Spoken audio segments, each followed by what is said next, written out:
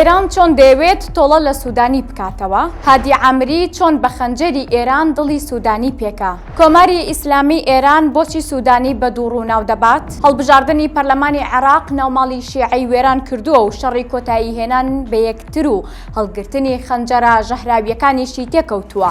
ئێستا نێچیرە گەورەکە سوودانیە و ناوی کەوتۆتە لیستی ئامانجەکانی ئێرانەوە. هەرچەندە حکومەتەکەی سوودانی بە زۆر بێتیان بەخۆشی بە تەواوی کەوتۆتە ژێر ڕکێفی ئێرانەوە، بەڵام کۆماری ئیسلامی ئێران هەر لە سەرەتای دروستبوونی حکومەتەکەیەوە تا ئێستا بۆ ساتێکیش متمانەی بە سوودانی نەبووە و بە دووڕوو ناویان بردووە.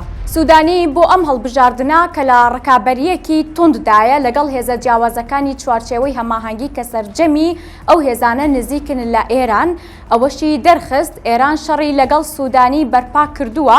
ئەوە بوو هادی عامری نزیکترین پیاوی ئێرانە سەرەڕای ڕێکەوتنیش بڕیاری کشانەوەیدا لە هاوپەیمانێتیەکەی سوودانی. هاوپەیمانێتیەکەی سوودانی کە ناوی ئیئتیلافی سەروەری عێراقە پشتی تەواوی بە هادی عامری و ڕێکخراوی بەدربەست بوو، بەڵام لەپڕ هەموو شتێک گۆڕاو لەسەر داوای ئێران عامری کشایەوە و سوودانی بە تەنها جێهێڵدرا.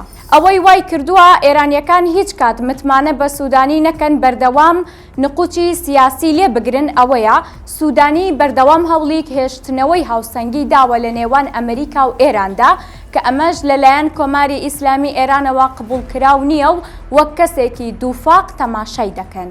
چاودێران پێیان وایە دوایین جوڵەی ئێران دژی سوودانی لە دوای دەرکەوتنی ئەنجامەکانی هەڵبژاردن دەست پێ دەکات. لەو کاتەدا ئێران بەرەیەکی فراوان لە حیزبە شیعیەکان پێک دەهێنێت و دەیخاتە ململانەی سیاسی و پەرلەمانیەوە دژی سوودانی و هەڵنەبژاردنەوەی بۆ جارێکی تر وەک سەرۆک وەزیران.